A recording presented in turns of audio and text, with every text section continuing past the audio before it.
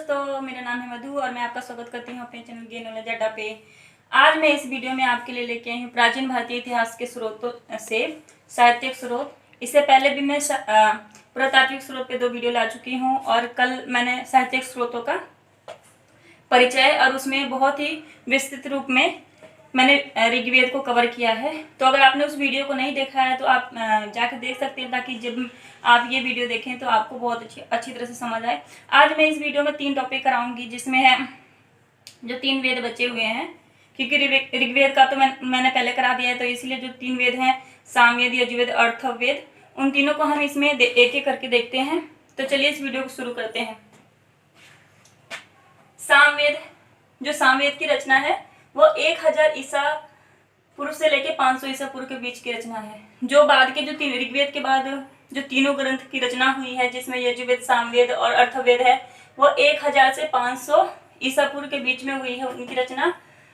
साम का अर्थ होता है संगीत या गायन करना या संगीत, ठीक है। और वेद का अर्थ आपको पता ही है, ज्ञान, तो मतलब संगीत का ज्ञान।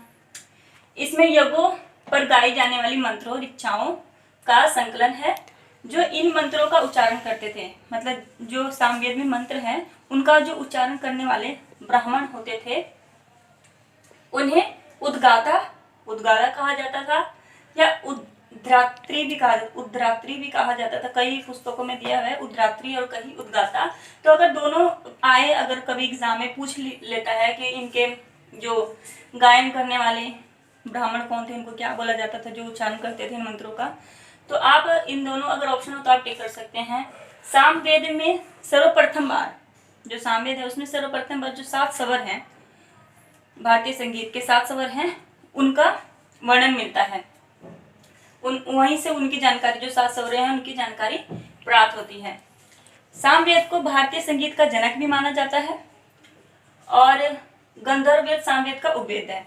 अगर पूछ ले कि सामवेद का उपवेद कौन सा है, कई बार एग्जाम में पूछ लिया जाता है उपवेद कौन सा है, तो वो है गंधर्व वेद।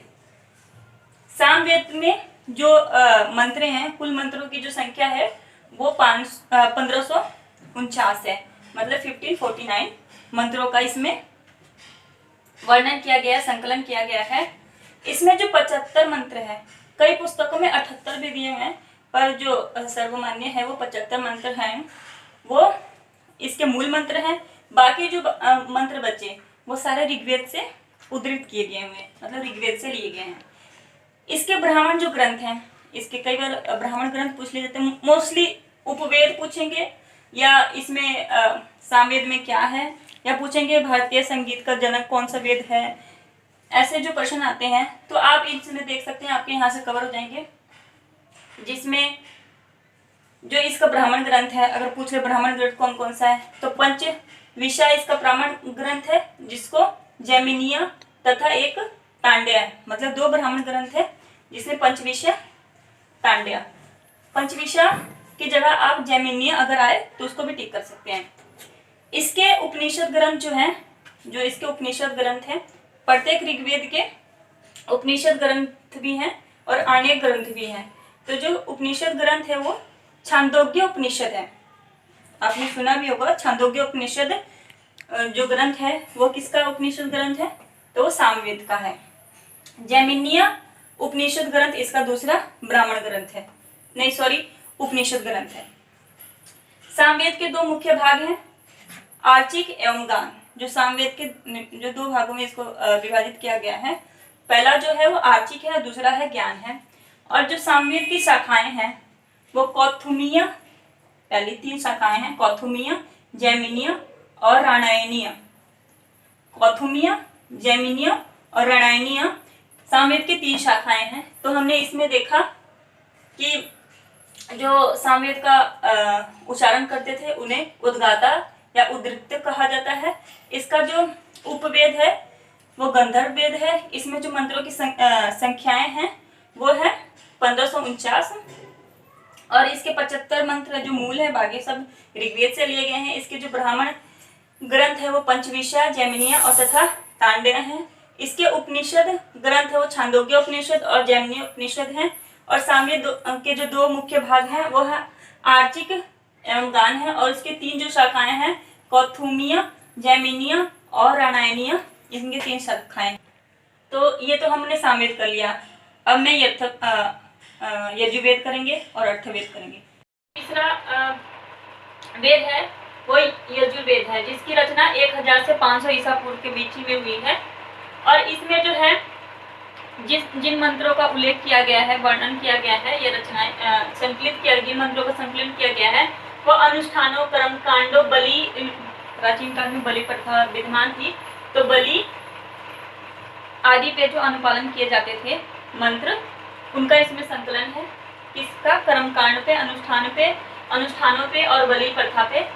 और उस जो इन मंत्रों का उच्चारण करने वाले पुरोहित होते थे उनको अर्धव्य कहते थे, और मतलब जो भी पुरोहित होते थे उनको अर्धव्य कहते थे। और जो इसका उपवेद है, अगर एग्जाम में पूछ ले कि यजुर्वेद का उपवेद कौन सा है, तो धनुर्वेद है।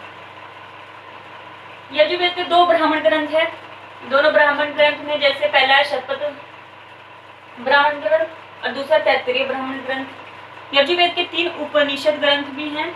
अगर एग्जाम में कई बार ब्राह्मण ग्रंथ या उपनिषद ग्रंथ से भी प्रश्न पूछ लिए जाते हैं, जिसमें कठोपनिषद पहला है उपनिषद ग्रंथ का, बृहदारण्यक इसका दूसरा उपनिषद है, और जो तीसरा है ईशोपनिषद है, ईशोपनिषद इसका तीसरा उपनिषद ग्रंथ है। जो यजुर्वेद की रचना हुई है, यह गद्य और पद्य दोनों शैलियों में इसकी रचना हुई है। इसमें जो भी मंत्र संकलित किए गए वो गद्य एवं पद्य दोनों ही में ही है। यजुर्वेद को 2 भागों में बांट दिया गया है। इसके 2 उपभाग हैं, जो है पहला है कृष्ण यजुर्वेद और दूसरा शुक्ल यजुर्वेद। जो कृष्ण यजुर्वेद है इसमें छंदबद्ध मंत्र है, छंदबद्ध मंत्र इसमें कृष्ण यजुर्वेद में है, और इसमें गद्यात्मक वाक्य है। गद्यात्मक वाक्य एवं छंदबद्ध मंत्र कृष्ण यजुर्वेद में है। और जो कृष्ण यजुर्वेद है उसकी मुख्य शाखा है तैत्तिरीय। तैत्तिरीय ये है इसका ब्राह्मण ग्रंथ भी है। अब ये कंफ्यूज मत होना है कि ब्राह्मण ग्रंथ मैं यजुर्वेद का भी बोल रही हूँ, इसका भी बोल रही हूँ, क्योंकि यजुर्वेद इसी का भाग है, तो इसका तैत्तिरीय जो ब्राह्मण ग्रंथ है वो उसका भी मतलब कृष्ण यजुर्वेद का भी हो सकता है। तो अगर एग्जाम में आए तो इसमें आप कंफ्यूज मत होइएगा। और काठक, मैत्रायणी और पपिष्ठल इसके 4 जो हैं शाखाएं हैं। कृष्ण यजुर्वेद के जो 4 शाखाएं कौन से? तैत्तिरीय है, काठक है, मैत्रायणी है और पपिष्ठल है। वहीं शुक्ल जो यजुर्वेद है, शुक्ल यजुर्वेद है, इसके ब्राह्मण ग्रंथ है शतपथ ब्राह्मण ग्रंथ। अब आप ये भी बोलेंगे कि शतपथ ब्राह्मण ग्रंथ तो यजुर्वेद का भी ब्राह्मण ग्रंथ है, तो ये जब उपभाग ही यजुर्वेद का है तो इसका भी तो ये ब्राह्मण ग्रंथ हो ही सकता है। यह केवल मंत्रों का संकलन है। जो शतपथ ब्राह्मण ग्रंथ है उसमें केवल मंत्र ही संकलन है। और इसकी 2 मुख्य शाखाएं हैं, ये मध्याह्नि और काण्व। मध्य, दिंद और काण्व इसकी 2 मुख्य शाखाएं हैं। यजुर्वेद की संहिताओं को वाजसनेयी भी कहा जाता है। जो यजुर्वेद का जो संकलन है उसकी जो संहिता है उसको वाजसनेयी कहा जाता है, क्योंकि जो वाजसनेय के पुत्र यज्ञवल्लभ्य थे, यज्ञवल्लभ्य वाजसनेय के पुत्र थे, वो यज्ञवल्लभ्य थे जो इसके प्रथम दृष्टा थे। दृष्टा का मतलब होता है ज्ञानी, साक्षात्कार। जो इन्होंने इसको प्रथम बार मतलब साक्षात्कार किया, इसको पढ़ा, अध्ययन किया, जो भी उनको दृष्टा कहा जाता है। यजुर्वेद में कुल 40 अध्ययन है। यजुर्वेद के अंदर अगर कभी पूछ ले किसी भी एग्जाम में कि यजुर्वेद में कितने अध्ययन हैं, तो कुल 40 अध्ययन हैं। जो चौथा वेद है वो अर्थवेद है।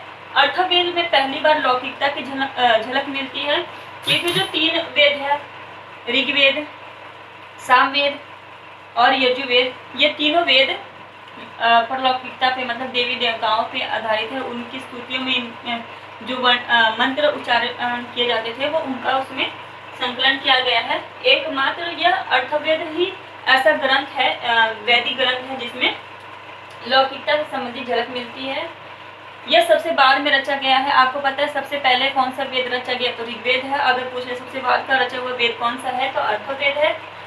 अर्थव नामक ऋषि इसके प्रथम दृष्टा थे, मतलब जो दार्शनिक थे जिन्होंने इसका दर्शन किया था प्रथम बार, वो अर्थवा नामक ऋषि ने किया था। इसी कारण इस वेद का भी नाम अर्थवेद, इन्हीं के नाम पर अर्थवेद पड़ गया। इसके दूसरे दृष्टा हैं जो अंगिसर हैं, ऋषि हैं। प्रथम कौन से हैं? अर्थवा, जिनके नाम पे अर्थवेद का नाम पड़ा, और दूसरे दृष्टा है अंगिसर। अर्थवेद में उस समय का वर्णन है जब आर्यों ने अनार्यों के अनेक धार्मिक विश्वास को अपना लिया था। मतलब जब आर्य लोग थे, वो अनार्य जो आर्य नहीं थे, उन लोगों के जो धार्मिक विश्वास थे उनको अपना लिया था, उस काल का भी इसमें वर्णन मिलता है। अर्थवेद में कुल जो कांड हैं वो 20 कांड है, और इसमें 731 सूक्त हैं और 5987 मंत्रों को संकलित किया गया है। तो इसमें कितने कांड है? 20 कांड है और 731 सूक्त हैं और 5987 मंत्र इसमें संकलित किए गए। जो इसके 1200 मंत्र हैं वो ऋग्वेद से लिए गए हैं। अगर कभी एग्जाम में पूछ ले कि कितने मंत्र जो है ऋग्वेद से उद्धृत किए गए हैं, तो लगभग 1200 मंत्रों को ऋग्वेद से लिया गया है। इसकी जो कुछ मंत्र हैं, जो कुछ ऋचाएँ हैं जो यज्ञ से संबंधित हैं, यज्ञ एवं ब्राह्मण विधा होता है, ब्रह्म विधा, उस विषय से संबंधित है। तो इसी कारण भी इसको ब्रह्मवेद भी कहा जाता है।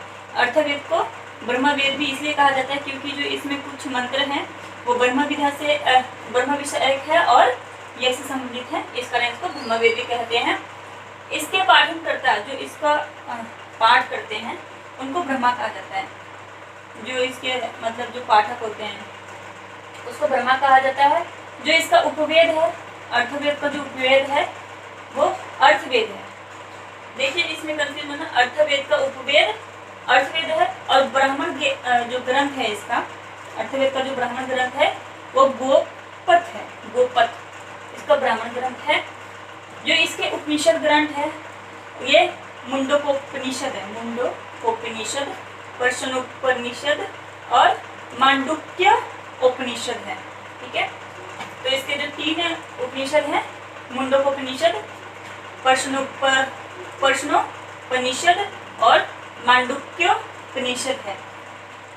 अर्थवेद में जो मंत्र हैं, जो भी मंत्र इसमें संकलित है अर्थवेद में है, वो रोगनाशक, जादू टोना, विवाह और श्राप, वशीकरण, औषधि से संबंधित इनमें मंत्रों का संग्रह किया गया है। सर्वप्रथम बार इस जो गोत्र शब्द है, सर्वप्रथम बार अर्थवेद में ही उसका उल्लेख मिलता है। प्राचीन भारतीय जितने भी जो वेद में स्रोत हैं उसमें सर्वप्रथम बार जो गोत्र शब्द का उल्लेख मिलता है वो अर्थवेद में है। और चांदी और गन्ने का सर्वप्रथम बार उल्लेख भी इसी में मिलता है कि चांदी होया करते थे, या चांदी और जो गन्ना था उसका उल्लेख हमारे को अर्थवेद में ही मिलता है। सभा एवं समिति, ऋग्वेदिक काल में जो प्रजापति एक देवता थे, उनको बहुत माना जाता था, तो उनकी जो 2 पुत्रियां थी सभा एवं समिति का उल्लेख मिलता है कि सभा और समिति प्रजापति की 2 पुत्रियां थी।